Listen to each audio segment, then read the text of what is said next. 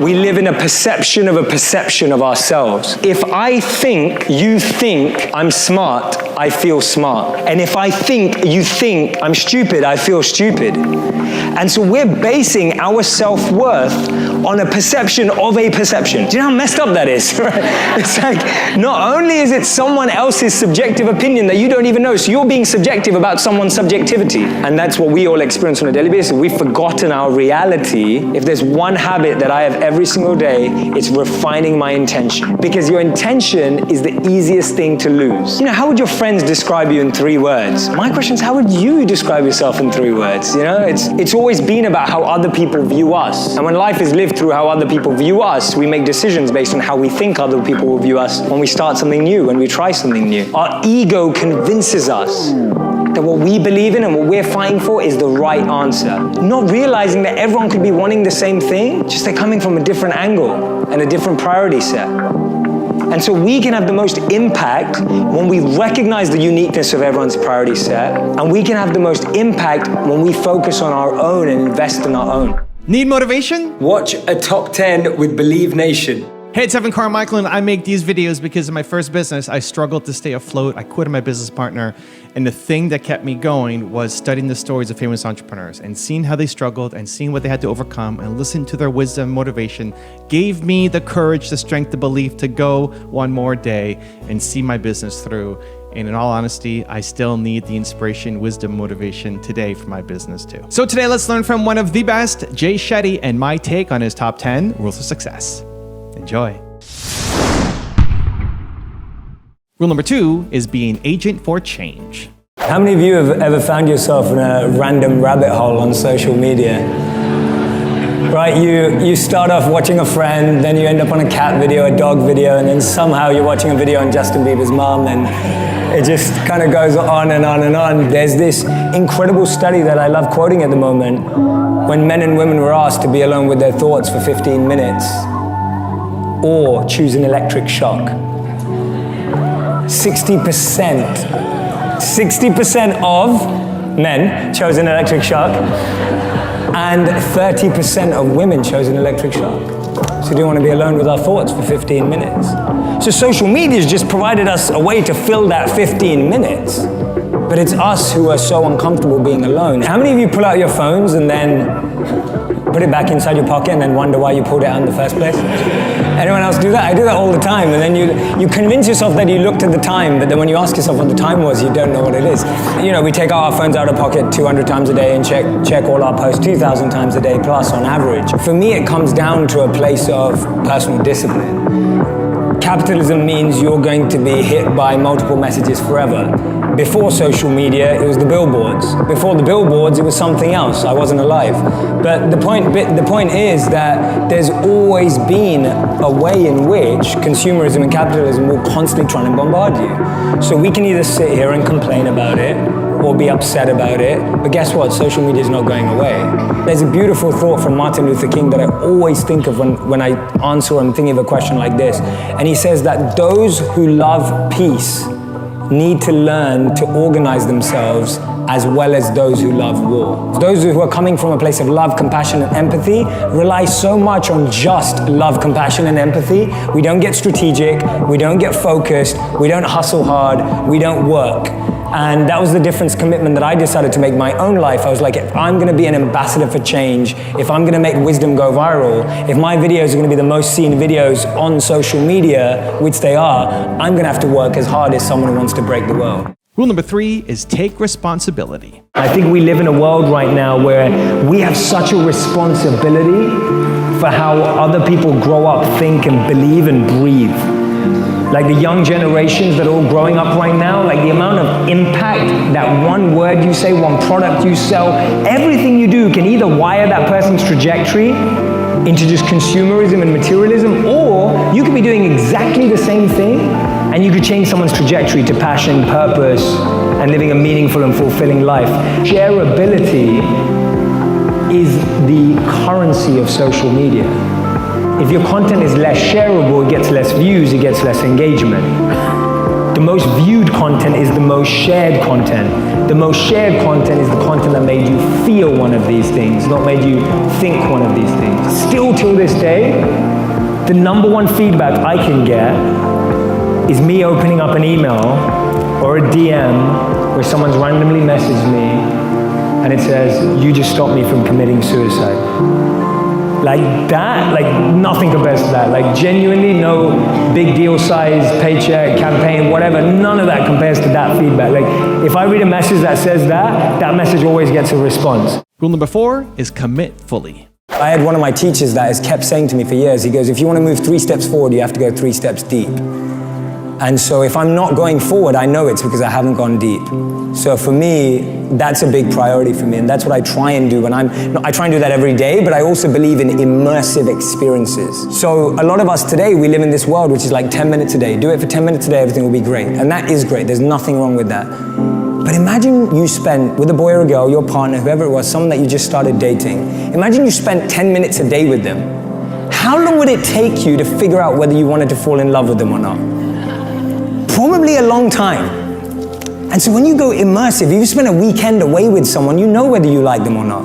And meditation, mindfulness, all these habits are the same. The more you immerse yourself, the more you get an experience that stays with you, the more that you can live with that experience and keep going back to it for 10 minutes a day. The trifecta around all my videos is I listen to someone who shares a challenge with me. So if you ever share a challenge with me, you have to be okay with the fact you may end up as a story in one of my videos. Right? I'm just throwing it out there. The second thing I try and find is I try and find a scientific study to verify what I'm about to say as a solution. And the third thing that I do is I try and find a piece of wisdom that's thousands of years old that also aligns with that. So for me, that's what I'm always looking for, and that's how I create my content, because that way I can verify it through modern science. It's timeless wisdom that's been true for thousands of years, and at the same time, it's based on a real challenge that we're all going through. Also, to make sure you're actually taking action after watching this video, I've designed a special free worksheet just for this video. The worksheet will highlight all of the lessons learned in this video, as well as pull out our 3 favorite learnings and quotes that will inspire you to actually do something. The worksheet will also give you space to write down what your key takeaways are and your specific plan of action to make sure you're getting results. If you want the worksheet designed specifically for this video, absolutely for free, there's a link in the description below. Go click on it and start building the momentum in your life and your business. I'll see you there. Rule number 5 is use entertainment for education. I believe that humanity needs a shift in terms of priority, belief systems, values. If we want people to live happy, fulfilling, meaningful lives, purposeful lives, and those to me are my definition of happiness and success. Is, am I living with purpose? Am I living with meaning? And do I feel fulfilled? And I think that the biggest way to shift that is through the culture that we're most absorbed in, and that's entertainment culture. I believe that the way we're going to shift the majority of mindsets in the world are through entertainment. The most successful people in the world, the most healthy, wealthy, and wise people in the world choose education over entertainment. And the most unsuccessful people in the world, healthy, unhealthy, unwealthy, or unwise, are choosing entertainment over education. And I made it my mission in life as to how do we use entertainment as a vehicle for education. How can we start with entertainment first, but let it have a heart of education that can really uplift lives? Because I don't think we're going to take everyone away from their television screens or their digital streaming services towards courses, books, and all of this incredible stuff that some of us are involved in. How do you work through judgment? So I think this goes back to the monk training. We were one of the biggest mantras we were trained in as monks was don't judge the moment. And we would literally repeat that to ourselves time and time and time and time again. And you'll be shocked to understand, if you keep repeating that to yourself, that thing annoys the hell out of you because it stops you from judging. But literally, the first thing that comes to my mind when something doesn't go the way I planned for it to go is don't judge the moment. And it's a simple mantra. It's been life-changing for me because so many times we're so quick to label a situation. Like we label a situation as good or bad instantly. If we get some good news, we immediately think, this is amazing. And then that same amazing news in a few months can end up being the worst thing that happened to you. Or it's the other way around, where you label a situation as bad, and a few months later, that's the best thing that happened to you. Happiness is how you feel about yourself when you're by yourself. Because when you're by yourself, you've got no one to validate you anymore. And so when we walk out of the house, we're always like, do I look good in this to someone else? Ask yourself, do I look good in this? Because you can end up wearing something that you didn't like because someone else liked it, and then at the end of the night, you're like, oh, I wish you didn't tell me to wear that. And imagine you wore that mask for your whole life. Imagine you wore that career for your whole life. Imagine you wore that purpose for your whole life. And at the end of your life, you look back and go, wow, I just did all of that because 10 people thought it was amazing. Rule number 6 is spread kindness. I think kindness spreads faster, and kindness is easy to experience, and it actually has impact on how you feel. Yeah. So one of the things I've seen, which is so beautiful, is that when people are sharing my videos on Facebook, it's like they feel that they're getting to spread kindness. They're not spreading it because it's smart, they're not spreading it because it's provocative, they're spreading it because they feel that if they spread it with their community, they're also part of spreading kindness. And I think that's what I love about it, that kindness doesn't have any languages, it doesn't have any barriers, like it's beyond all of that. Kindness is a language we can all speak. So this is a quote from Nelson Mandela where he said, no one is born hating another person. And if they can learn to hate, they can be taught to love. When we're children, we naturally are caring, compassionate, and kind. I actually saw this really good video on social media of a child watching a cartoon, and the cartoon character started to cry. And so the little girl, she crawled up to the screen and she took a napkin and she started to wipe the tear. And like, that's how we are as children.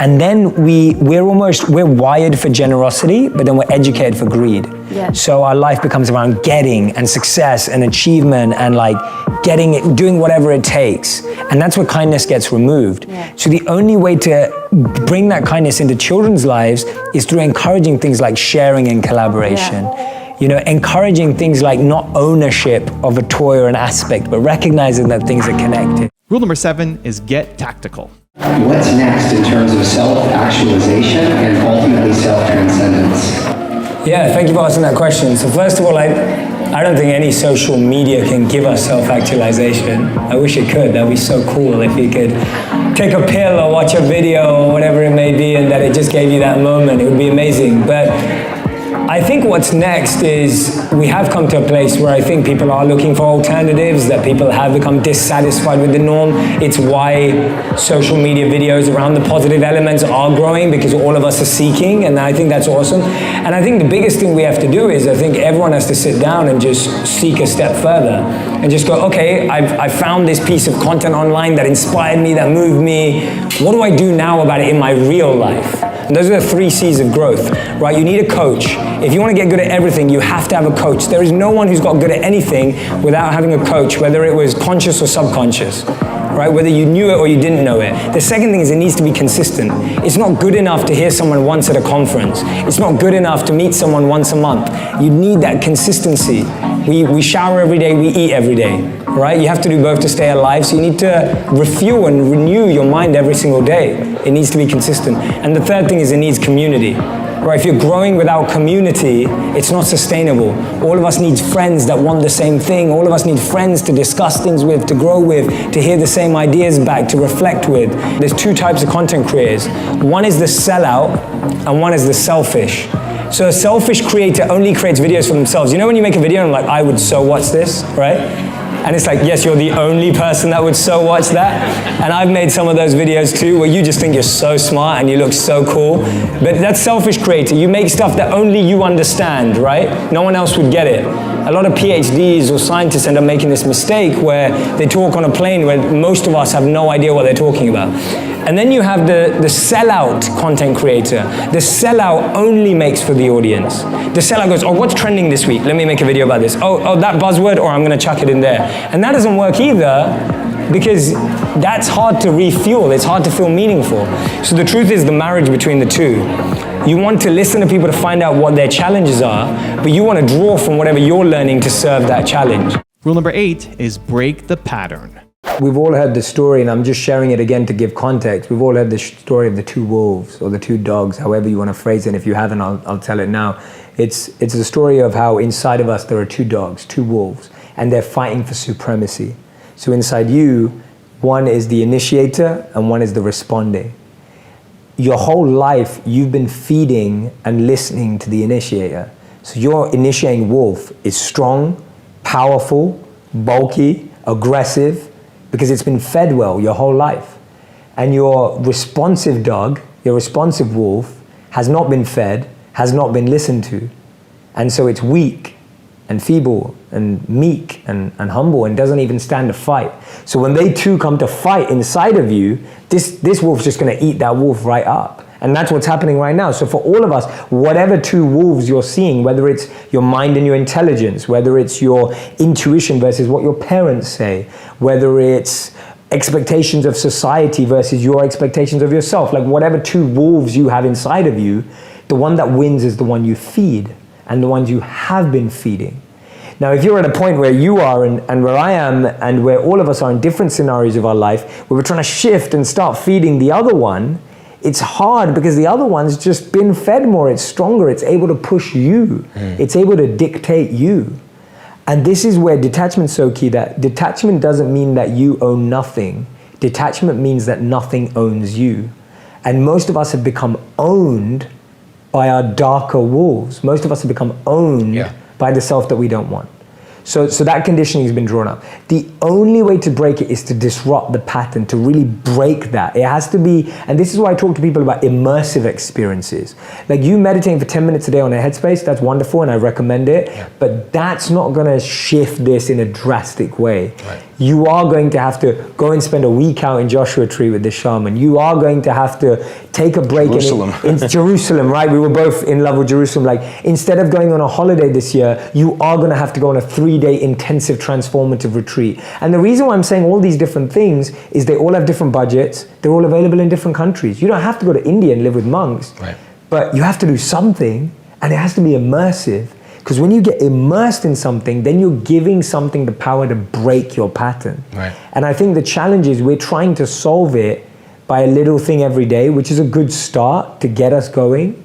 But if you're really serious about a massive shift in your life, wherever you're seeing that energy coming from for the right side, the responsive side, you need to go water that, you need to go feed it, you need to go give it energy. And that's what I think we find that.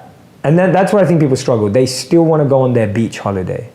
They're like, no, I can't give that up. I need that. Or this weekend, I still need to go and do up my house. And it's like, well, no, like, just imagine what would happen if this weekend you just went on a 3-day retreat that changed your life. Like, imagine if you just gave that energy. Rule number 9 is be authentic. Just as there's junk food, there's junk media. And junk media is as addictive as junk food, but it's not great for us. This is my belief. If you present people healthy food, but in a way that looks and tastes like junk food, they will switch. And that's what I'm trying to do. I'm trying to create content that looks and tastes like junk food, but isn't, and it's real media. And so for me, it's like, how can we create that on the platform where people already are? And what you've shown me, and this is my belief in people, I believe people are smarter than we think they are. I believe people are deeper than we think they are. I believe that people are more beautiful than we think they are. And when you deliver content at that level for people, they respond. What we need is for everyone to tell their story authentically. You don't have to go and break a boundary. You telling your story authentically and sincerely is breaking a boundary because there's no one like you. And so when you do that, you're giving power to someone to be them, right? When you're more you, everyone gets power to be more them. Don't have a to-do list, have a to-be list. Like, who do you want to be today? Because that's where happiness comes from. When you've ticked off everything on your to-do list, but you're really stressed out, are you happy? No, you're not, because we don't get happy by doing, we get happy by being. And so the way you have a to-be list is like, do I want to be kind today? Fine, I'm going to be kind in every interaction. Do I want to be present today? I'm going to be present in every interaction. What are you going to be? That's going to build happiness, satisfaction, and contentment in your life, not I'm going to do X, Y, Z. If we're observant of our friends, we'll notice patterns in their posting that actually can help us take care of them better. Sometimes people are less open with you and they're more open on social media. Or if you're smart and you really care about someone, you'll actually be able to see from their posts. So if I see from someone's post that they're posting something depressive or sad every day, don't don't just like or comment on their post. Pick up the phone and call them up, right? It's like actually giving you information. So you're actually learning about that person. Or if you're seeing someone post something happy every day and then they stop posting, that's giving you a pattern as well. So actually I like using the tool as a way of reaching out to people.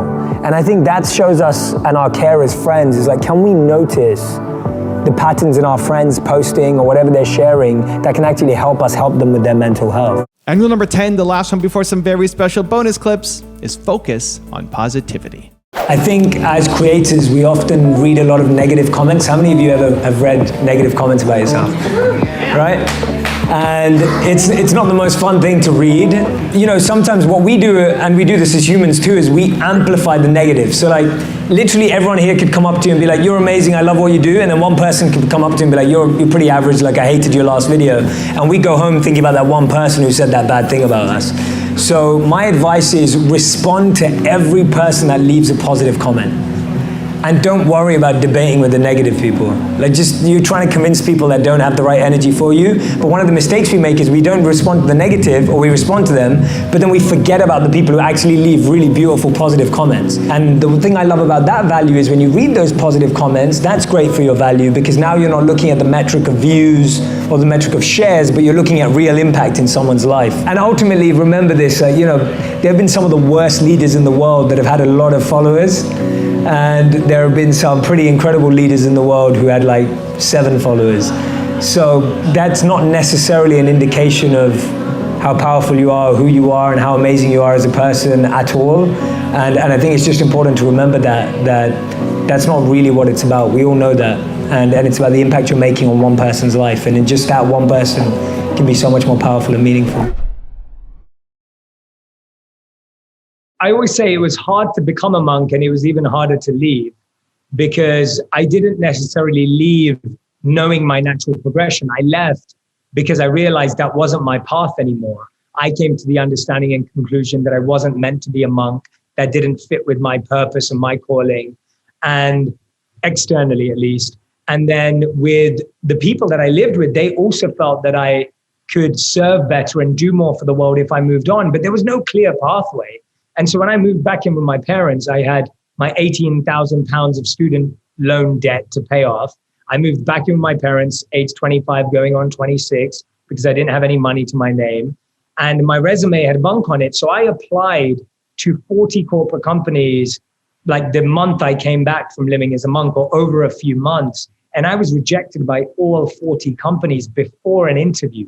Because surprise, surprise, no one wants someone with a monk on their resume, right? It's like, what's your transferable skills? Like staying silent or, being mindful? Like who needs that? And so genuinely, it was so hard because I was sending off applications. And if anyone knows corporate applications, these are real in-depth analysis, research on the company. And they're not just, flog your resume everywhere.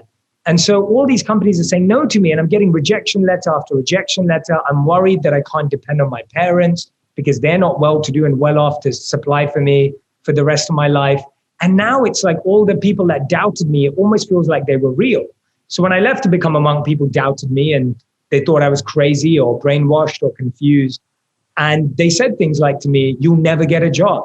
You'll never make money again. No one's ever going to marry you. And so when I came back, it was almost like all of them were right. I wasn't getting a job again. So I wasn't making any money again. Like it was all true. And so my level of self-confidence and self-esteem in 2013 when I came back was not high at all. And then finally, Accenture gave me a job. So they were like literally that 41st company that I got through to the interview, thankfully impressed whoever was there at the interview, and I got that job. And I was starting a job at age 26, that was a job for 21-year-olds. So I joined their graduate program. And so I was now 5 years older than every single person that was in my cohort. Have you ever had that vacation that you've been getting ready for, that you've been so psyched about, and by the time you're ready, packing, getting ready to leave, what's happening? Stress, right? You're running around like, what do I pack? Did we put out the note for the dog sitter? Where's our Uber? All right, here. I know my wife and I can have our moments when we're both trying to tie things up and get ready for some time off, and it's ridiculous, right? That's how we're starting out. As we set out on our journey this new year, let's spend some time and energy deliberately setting our mindset. We're going to do it with gratitude, and here's how. Writer Marcel Proust once said, "Let us be grateful for the people who make us happy. They are the charming gardeners who make our souls blossom." Kelly McGonigal is a professor and researcher at Stanford University, and her work centers on this idea that stress is neither good nor bad. It's our reaction to it that matters. She says that one of the most effective positive ways we can deal with stress is to practice gratitude. But not just any kind of gratitude. Specifically, she says that it's the gratitude that focuses on others and their impact on our lives that's most effective. Dr. McGonigal says that stress is designed to motivate us, to get us to do something. In the case of the stress of loneliness, for example, it's designed to move us to connect. And when we can feel gratitude for things others have done for us, it helps us feel more hopeful, more willing to seek help and support, and to offer help and support to others. Sounds like an amazing mindset to start out with, right? Yeah, it does. So, every day, for 1 week, each morning when you get up, spend 3 to 5 minutes diving deep into one beautiful or meaningful thing someone has done for you in your life. Be specific. You're grateful to your mom for helping you with your homework, or you're grateful for your best friend in 5th grade for that time he stood up to someone who was bullying you. And of course, it can be something in recent memory too. Be sure to remember the sights, sounds, and smells and what was said so you can really reinforce that memory in your body and in your brain. I was around 9 years old and I was visiting India with my family. We were stuck in traffic and we were driving through a slum area. It was the first time I'd seen homes built out of cardboard, scrap metal, and bricks all at the same time. Growing up in London, I'd never ever seen anything like it before, apart from on TV or in the movies. I saw some children on the streets, probably around the same age as me, but very different. Some of them didn't have clothes, they looked undernourished, and they probably didn't have access to much water. Could tell by the dryness on their lips and their skin. I noticed this one young girl who had her head inside a trash can. It looked like she was scrambling for something. When she finally came out and looked at me, she smiled. Not knowing what to do, I smiled back. She was obviously trying to look for food, and I could see her scrambling and trying to reach in as far as she could. Only then did I realize that she only had arms. She didn't even have hands. As she looked at me, I could tell she was hungry. But by the time I was just about to do something, our car took off, and I could only see her now and feel her disappointment that I wasn't able to help. At the time, I didn't have any food or money, and before I could ask my parents or the driver to stop, we were too far along on the highway, but I couldn't stop thinking about her. When we got back to the hotel, I got out of the car and it was lunchtime. And even though I was really hungry, I couldn't eat because I couldn't get over the fact that I couldn't have done anything for that young girl that I just saw. Even though I went to the buffet with my parents, it felt as if only me and her had looked at each other in that whole exchange and the whole city had stopped. I could remember exactly how she looked as I was looking at the food. When we were there at the buffet, I overheard a couple arguing with the hotel staff. Listening into their conversation, I found out that the couple were really upset at the hotel staff because of the number of choices available in the buffet. I looked around. There were so many options. They were complaining about there not being enough choice, but all I could see was choice. There were at least 30 items just as starters available to everyone there, but it wasn't enough for them. Now I get that everyone has their own standards, has their own expectations in life, and we're allowed to have them. And I know that everyone is fighting their own battle, but that little girl, she didn't even have hands. She was scraping with whatever was left of her arms. But many years on from that event now, I've learned a lot. One of the things is that I can sit here and be angry at that couple who was complaining, or I could actually do something about it. It reminded me of a quote by Gandhi. He said that I was sad because I didn't have any shoes, and then I saw a man with no feet.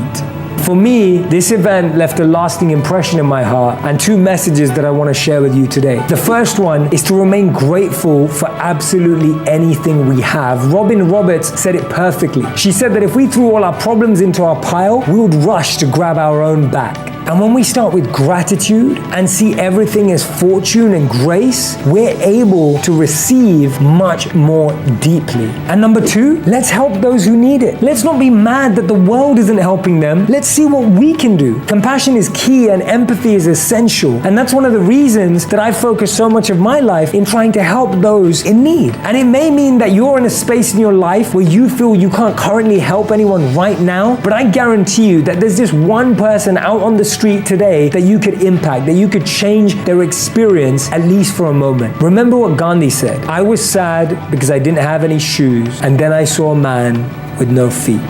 It puts everything into perspective.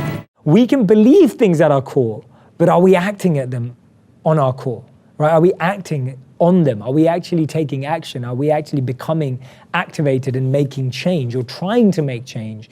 When we are, believing, making things happen actually attract resources.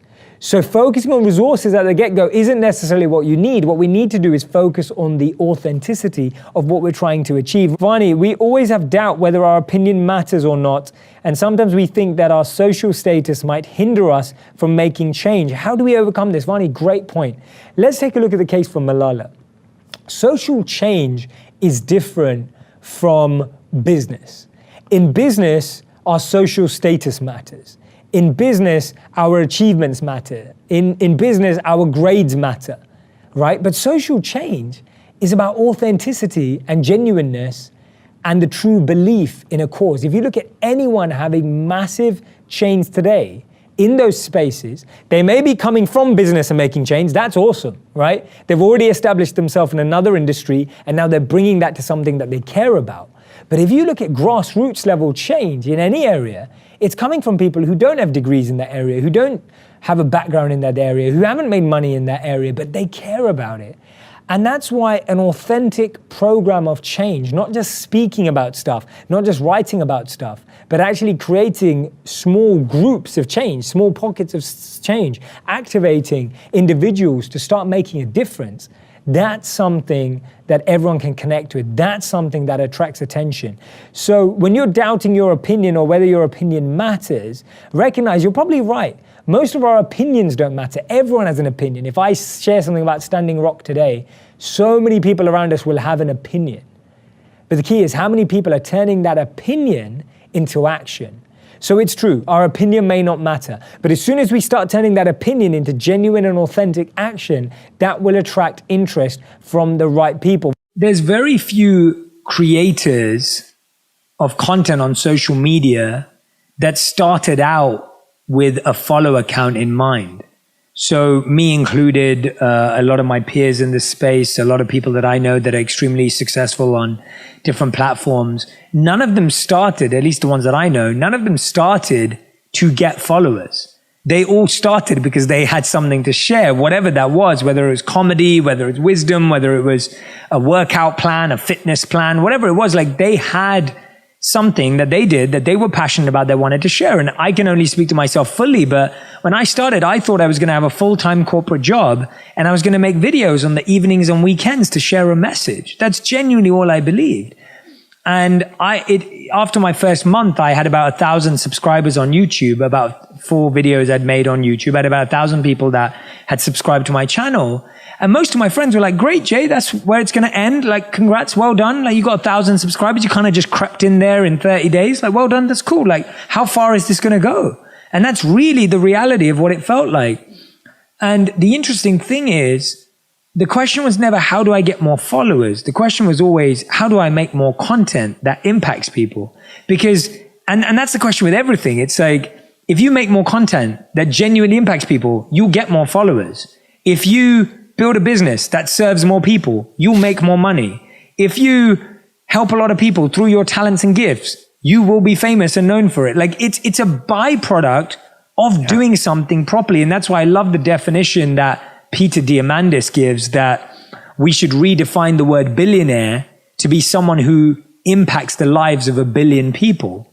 Why is Jeff Bezos the richest man in the world? Because he's created a product that we all say we want and that it solves a problem that we really need.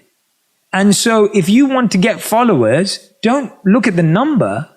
ask yourself, are you really creating the value that's going to help people? And they're going to naturally want to follow you. And they're going to want to love your work and share it. Because to me, that's the worthwhile pursuit in life. Because when you do that work is humbling. When you do that creativity, that's the part that makes you grateful for the success that you get, because you go, wow, like people actually care about what I have to say. But if you're just obsessed about numbers and metrics without being obsessed by the content, the creation, and the service, then you'll never be satisfied, because there'll always be someone better than you. So for me, when I set out to write this book, so many people are like, oh, so do you want this book to be a bestseller?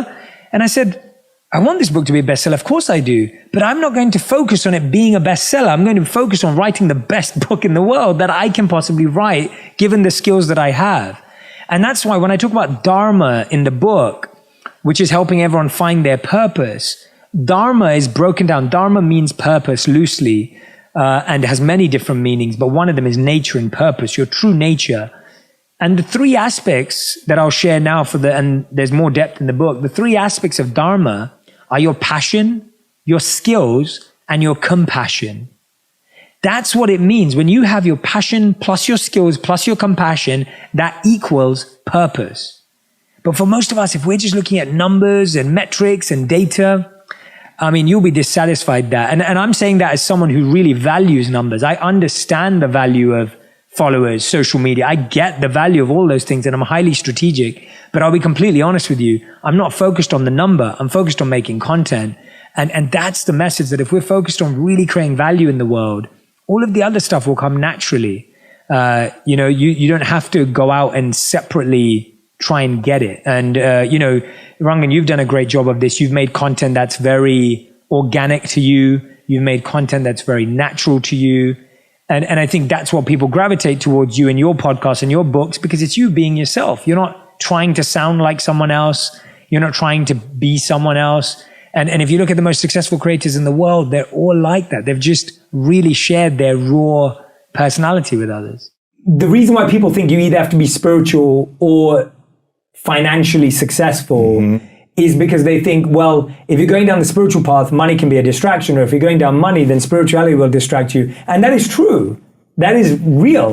You can get really materialistic trying to be spiritual. Sure. And you can become distracted from your materialism by being spiritual. That is true.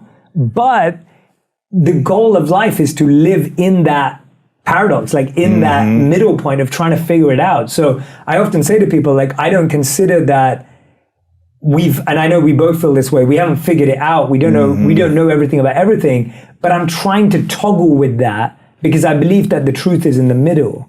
The truth isn't in the either or. It's one of the biggest and most common things that wears us out and weighs us down every single day. Starting from the time we wake up, negativity.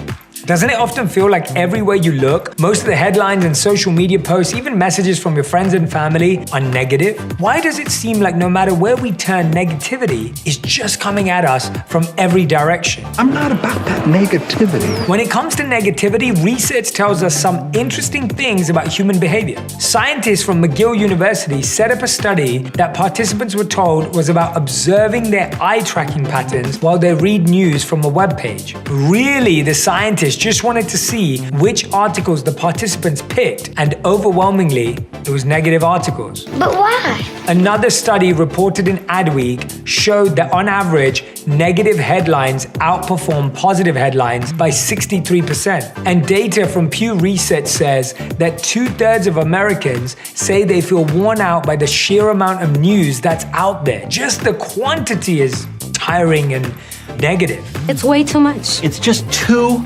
much. Researchers also estimate that up to 80% of our thoughts every day are negative. So I'm going to give you 3 ways to lighten your negativity load so you can start feeling more energized and positively engaged. Scientists have concluded that our overconsumption of negativity is due, at least in part, to something called negativity bias. We're wired to detect threats, so we give more of our attention to things that are negative. So let's say you're out on a hike in a gorgeous location. There might be 99 beautiful things to take in about your surroundings. The birds, the trees, the cascading waterfall. But the second you hear a little rustle in the bushes, all of your attention will go to that one sound because your brain is worried it could be a threat. Did you hear that? There's also research that sheds some light on what encourages negativity in our social circles. According to neuroscientists, certain receptors for dopamine, the reward chemical, actually become unavailable when we don't give a socially desirable response to others. If your friends say, let's go to the ABC Grill for lunch, you're more likely to get that feel-good dopamine hit if you say, sounds great, even if that's not where you want to eat. Our brains want us to fit in. If you've ever participated in gossip or other negative behavior and then wondered why you did that, this helps to explain it. Well, I feel better about myself. The negativity odds may feel like they're stacked against us, but we really can decrease the negativity in our lives, and we do it through small, simple choices made consistently. Going along with your friends, even though you disagree, is like someone offering you a sugary candy bar. It's hard to resist and tastes great in the moment, but later you feel the weight of that choice when you're burned out, tired, potentially depressed. I made a mistake. That food analogy can be helpful when looking at the negativity in our lives. Like junk food, junk thoughts and junk behavior are weighing us down. If I'm giving myself a steady diet of refined sugar and processed food, if that's what I'm ingesting, I'm going to be tired and cranky. I'm awake. But if I eat lots of fresh produce, if I'm consuming things that are more positive, I'm going to feel energized. I'll feel more motivated, my mood will be better, and my thoughts will be clearer. And that makes it easier to make healthy decisions. It's self-perpetuating. Have you ever found it when you're tired, you eat worse? And when you eat worse, you're more tired. If our daily diet is made up of judgment and anger, we're going to feel terrible. We won't be as creative and we won't feel inspired. Studies even show we won't be as physically healthy because people who are mostly negative get sick more often. The truth is that the world we live in will always be uncertain, unpredictable, and potentially include chaos. And the challenge is that in that time, it's very hard to find peace or find calm or find joy. And it's at those times when we can use what we have, wherever in the world we are, to try to positively create peace, to try to serve others, to try to be there for others. That is the only way that we can experience peace, by being peace, by creating peace, by sharing love. And in terms of what we're looking for, when you're going through something difficult, you can't find happiness, and you often can't find peace immediately. But you can always find meaning and service. And this is how we were trained to think as monks, that in times of uncertainty, don't look for certainty, because you won't find it. Look for service. Look for where you can help, how you can help. Because when you start making a change, even in the smallest of ways, when you start supporting others and helping others, even in the tiniest of ways, you start to see that there's hope, there's possibility, there's opportunity. So start wherever you are. If you make a long list of the stuff you need, you'll spend so much time trying to get that stuff to get started that most people never get started. That's actually one of the biggest challenges. When you're getting started, get started with creating something rather than getting started with a list of what you need to create something bigger, right? Start with something. It's called an MVP in technology, right? A minimum viable product. Come up with something minimum viable, something that works. You don't need to be a perfectionist. It doesn't need to be perfect. Just get something moving, right? Get a model moving that allows people to see what you're trying to create. Another example I wanted to give was a lady called, well, a young girl, 19 years old at the time, called Brittany Wenger. She was at that time Times 30 people under 30 making a massive change in the world. She created a computer system to detect leukemia, and it was being tested across the world, 99% accurate, but that's what she created. And it's incredible because her drive, again, was to help people, right? So the key thing we find here is that when you want to help people, that's what drives you. And then you're not worried about these resources. And an incredible conversation that I recently heard about was between someone who asked Mother Teresa a question, right? They asked her a question. She was asked, what was your fundraising strategy? Right? Mother Teresa was once asked, what was your fundraising strategy? Her response was, and this is mind-blowing, her response was, I just pray. Whatever I get is what I need. Right? When Mother Teresa was asked, what is your fundraising strategy? She said, I just pray. Whatever I get is what I need. She had so much belief, so much conviction, so much depth, genuineness, and authenticity in her intention that drove her work, that she had faith and belief that it would attract what it needed, right? It attracted the right kind of focus. It attracted the right kind of support. And that's why when we're so rooted in our why, when we're so rooted in the change we're trying to make, that takes away the challenge, that takes away the incredible reach as to how far we feel things we are, right? The things that we think we need that feel so far away almost don't even bother us anymore because we know what we can start with right now. When you were talking about the stories we tell ourselves, I think that's so important because there's a great study that I talk about in the book by Amy Wrzniewski from the Yale University. And what they found is that they tried to find a career that they felt people may find not sharing a positive story around. And they found that hospital cleaners or hospital workers potentially have one of the toughest jobs. And Rangan, you're a doctor, and I'm sure you've seen people having to do that work, and it's a tough job. And so they asked hospital workers how they defined their jobs.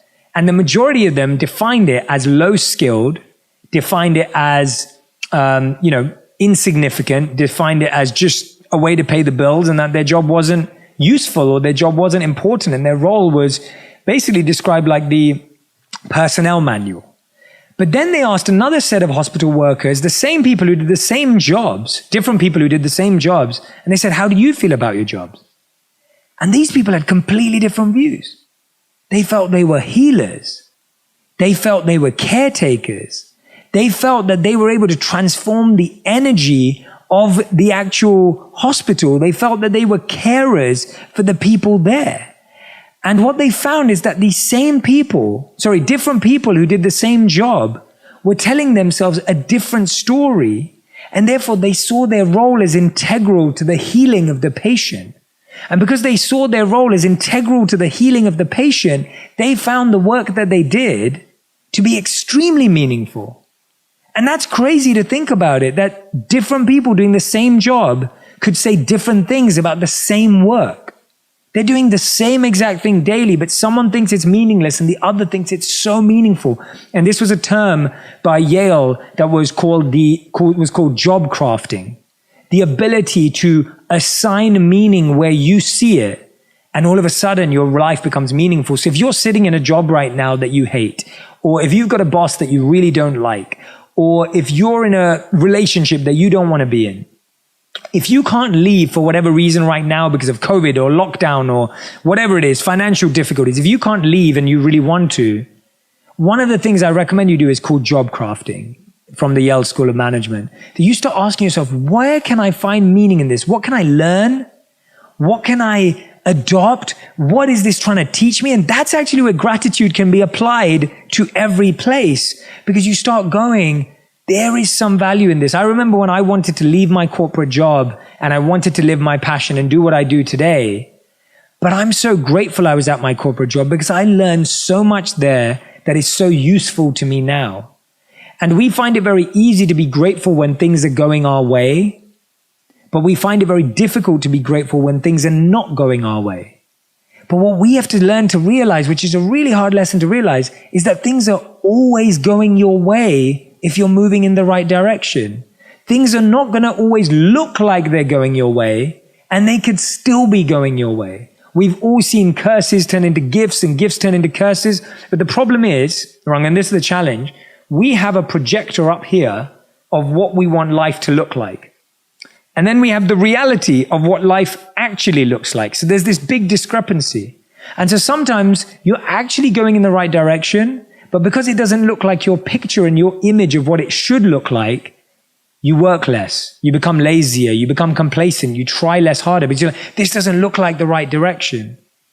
But you'll get to where you want in life, just not in the way you imagined it, if you keep going, if you keep pushing, if you keep learning. And that's what it means to be grateful in all areas of your life, is trying to, even in the toughest moment, even in a challenging situation, not gratitude like, oh, I'm so thankful to you for causing me the pain. That's not what I'm talking about. What I'm talking about is saying to yourself, where is there meaning in this?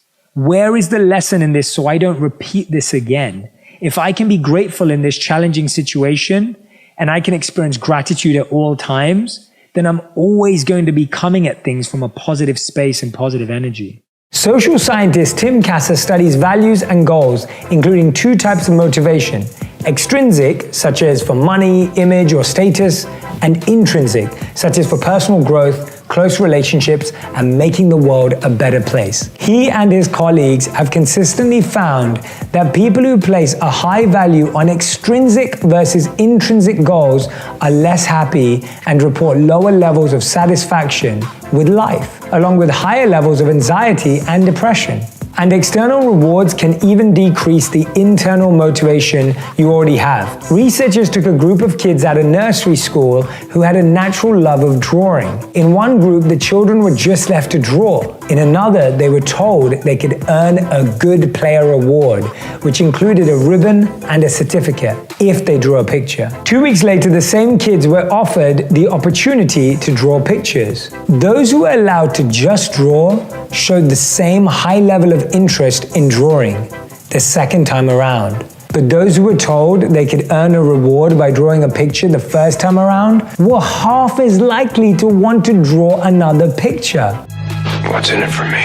The external reward actually made them less motivated to draw. When we do things out of intrinsic motivation, we're more likely to find meaning and purpose in our lives and our work. For Katrina Lake, it was her love of data, along with wanting to answer the question, what could the future of retail look like? Here are 3 ways to connect with your intrinsic motivation. First, live for who you want to become. Create a vision of who you want to be in 5 years. In that vision of yourself, list out 5 ways you're feeling about your life and your work and your relationships. Are you excited, joyful, satisfied, fulfilled, driven, confident?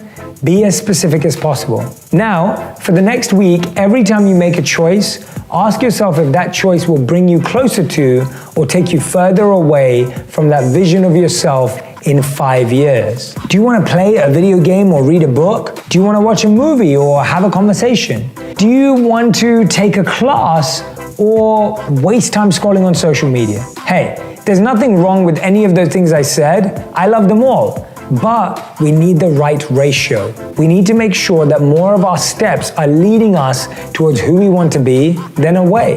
It's simple math. Tip number 2 is discover where you can connect something you're already doing or have a natural strength or inclination for to something you're passionate about, that connection point. Your passion doesn't have to pay you, but if your current job can pay your passion, that might just be as good and a good start. Check this out.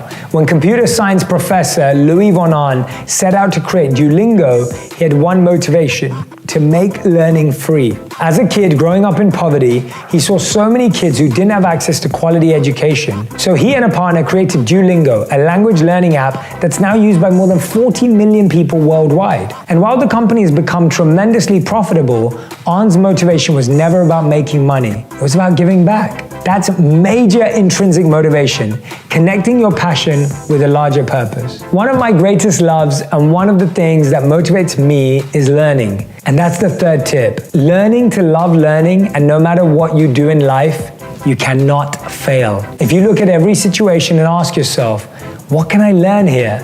You're going to experience 2 things. You'll get to feel curiosity, awe, and wonder. 3 things that research shows contribute to feeling satisfaction and meaning in your life. And second, if you're always focused on learning, you will never be disappointed, because even when something doesn't go the way you'd hoped or planned, you can learn from it.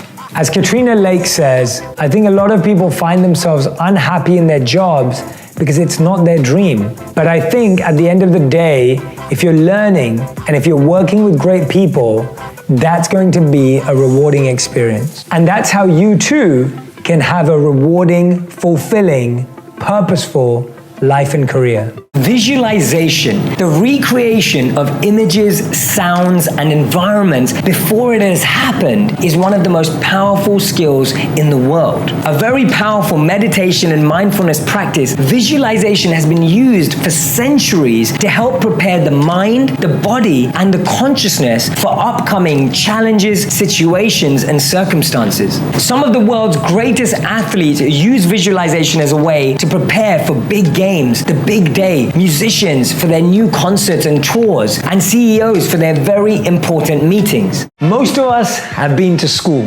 Most of us may have been to college or university, but most of us will feel that our education let us down. Our education didn't give us the skills, the abilities, the mindset that help us thrive in life. No, they did not. And most of all, our education did not prepare us for our real future, real decisions, real relationships. That's why so many of us feel lost, confused, and bewildered as we get older in life, from 20 to 30 to 40 to 50, and look back and wonder, what did we learn? And that's because at school, we learn what to think, but not how to think. And the ideal education system has 3 elements. An ideal education is an education of the head, the heart, and the hand.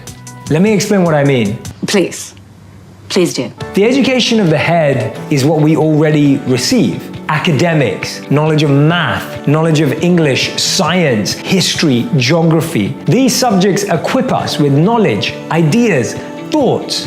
They educate our head. They make us understand things. They improve our memory when we learn them, when we're tested on them. These are all valuable skills for our future. The challenge is that's currently all we get.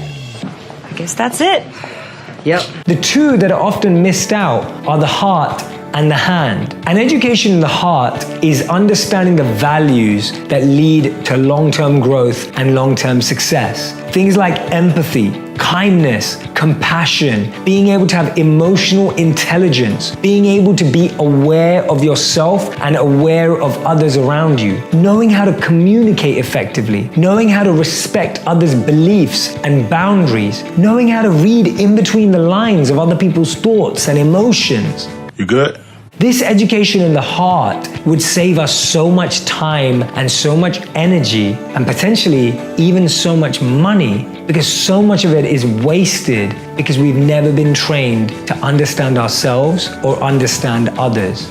Do you understand? Yes. And the final step is an education in the hand. Being able to give, being able to teach, being able to share. See, we remember when we're engaged and involved. We learn more when we're teaching. We learn more when we're giving, when we're experimenting, testing, trying things out. That's when we accelerate our growth and learning. It's not just when we're sitting back and waiting to hear ideas and thoughts. When we're taught how to learn, how to teach, and how to share, we're able to grow. We're able to enhance. We're able to start living far beyond what we ever imagined, because it allows us to have that opportunity to test ourselves in reality, to test ourselves with a real person. And therefore, the 2 parts of education that we missed out on at school are the 2 we should invest in for life.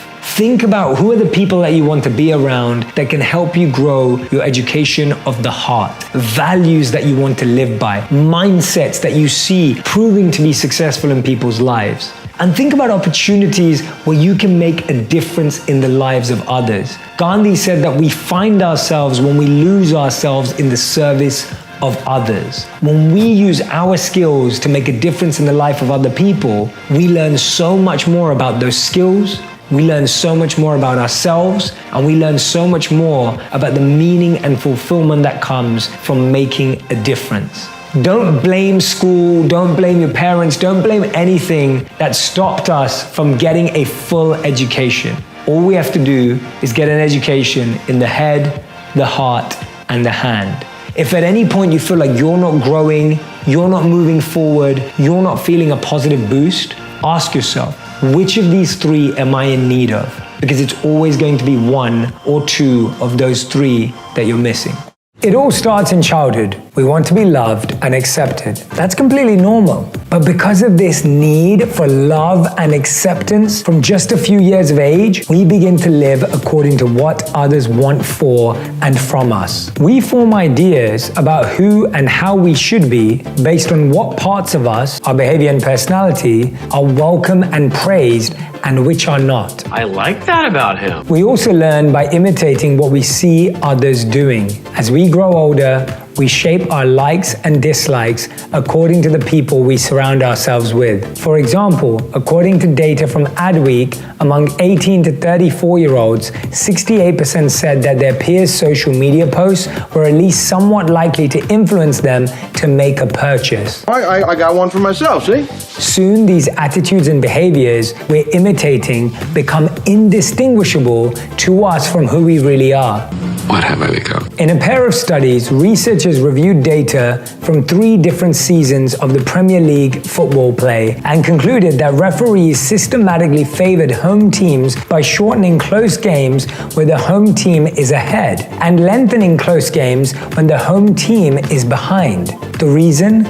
Pressure from the home crowd. So when it comes to making decisions, we change our own picture of reality to avoid the discomfort that comes when we go against what others think. And that's just strangers. Imagine the influence of our friends, our families, and co-workers, and the effect they have on us. Yeah, but I'm your brother. We're family. What finally does make us question our thoughts and behavior is often that we hit a wall. Maybe we wake up one day and realize we're dreading going to work. Maybe we're sitting with a group of friends and suddenly we think, what am I doing here? I don't fit in with these people. And then we end up asking even more powerful questions like, what do I want to do with my life? And who am I, really? As billionaire investor Warren Buffett once said, chains of habit are too light to be felt until they are too heavy to be broken. And maybe that's how you feel, like you're being weighed down by this version of you that you've been pretending to be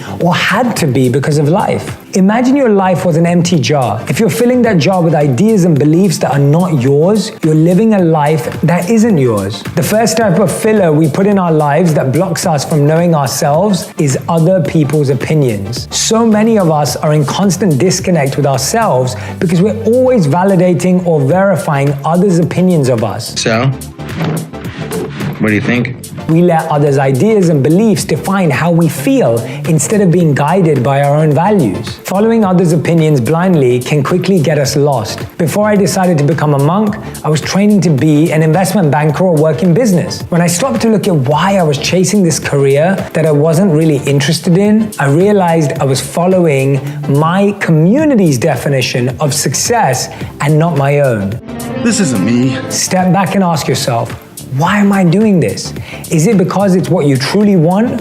Or is it because it's society's or someone else's opinion of what you should do or want? If you want to know yourself and if you want to experience meaning and purpose, this is the kind of stuff you want to fill your life with. Your values should come first. When you isolate your values, you'll start to see more clearly what's important to you. You'll start to get a sense of your passion and your purpose, and you'll be able to start to see and understand what choices will bring you closer to the life of your dreams. Now, there is no relationship in the world where people don't argue. If a couple says they don't argue, it can mean one of two things. Either they're just getting to know each other, or they're lying. Are you calling me a liar? I'm calling you one if you are one. Managing conflict is one of the most important skills in any relationship. The one simple question that improves any relationship is, how will I feel in 1 year about this current conflict in my relationship? People feel more forgiving and interpret their relationship in a more positive light when looking at it from a future perspective. When couples and partners argue about finances, family, jealousy, or attention, or whatever it may be, in those situations, we use our current feelings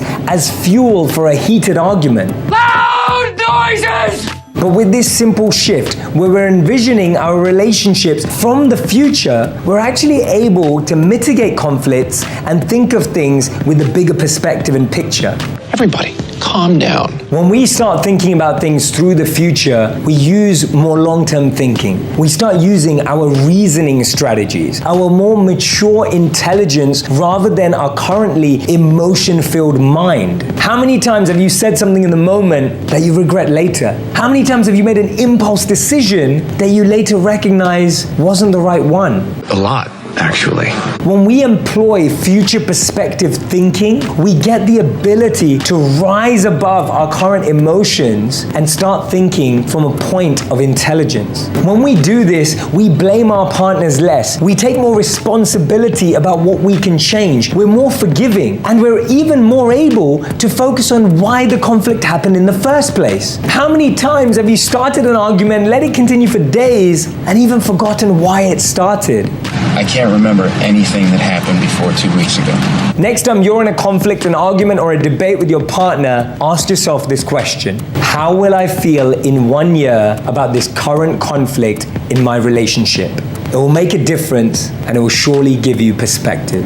That's part of the journey of a genuine change maker, a positive change maker, a motivator, is remembering that you're doing this for you and to serve. It's not for wanting something back, right? Part of this journey of connecting with others, sharing with others, is to recognize that your reward is in the motivating. It's not through something that person has to come back and do for you. You'll find in your life many people that you've served and helped that won't come back to do the same, but you'll notice there'll be other people who come back and do the same for you. Recognize we're always in that journey. People are helping us in ways that we've never helped them. We're helping others in ways that they've never helped us. That's how the world goes around. That's how it works, right? Just accepting that really, really helps us.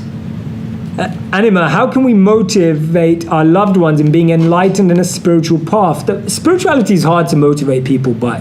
They'll be more motivated by a change in your behavior than they will through your sharing of what it is. And I've noticed that more in spirituality than anything else. When someone comes back and starts telling you to practice spirituality, etc., it can be quite scary. It can be, oh my God, what kind of change is required? And often the hardest thing about that is that they don't notice a change in behavior in the individual propagating spirituality. So for any spiritual practitioners out there, the main key is seeing a change in your behavior. Your example will carry it much further. Beth Canopik understands. 8 years ago, she lost her 16-year-old daughter, Liana, when suddenly and inexplicably, a virus Liana contracted migrated to her heart and could not be cured. After a tumultuous month in the hospital, Beth's vibrant, joyful, athletic daughter was gone. It's every parent's worst nightmare, and as you'd imagine, it catapulted Beth into what seemed like bottomless grief. And yet last year, something incredible happened. Beth gathered 14 other mothers in and around her Florida town who had all lost children for lunch. She says there wasn't a dry eye in the room, only the tears weren't from sadness. They were from joy. Somehow, each one of these mothers, some of whom had lost more than one child, were able to share positive, loving memories of their children, along with the beautiful ways their lives had changed as a result of their profound loss. Of course, every one of these women would rather have had their children back. But remarkably, they were able to take what had happened and allow something powerful to grow from it. As one of my good friends, Ray Dalio, says, pain plus reflection equals progress.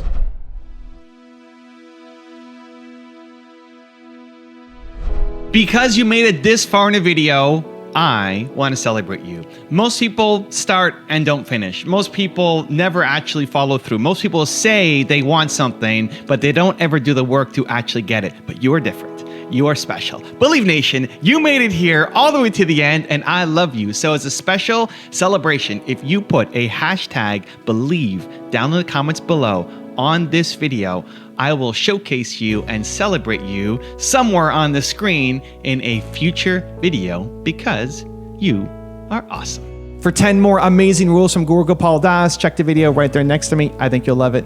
Continue to believe, and I'll see you there. Time does fly. Time has two wings and one peak, like an airplane. The two wings of the plane called time are past and future. Yesterday and tomorrow are the two wings. And the bonnet, that front peak, is the present.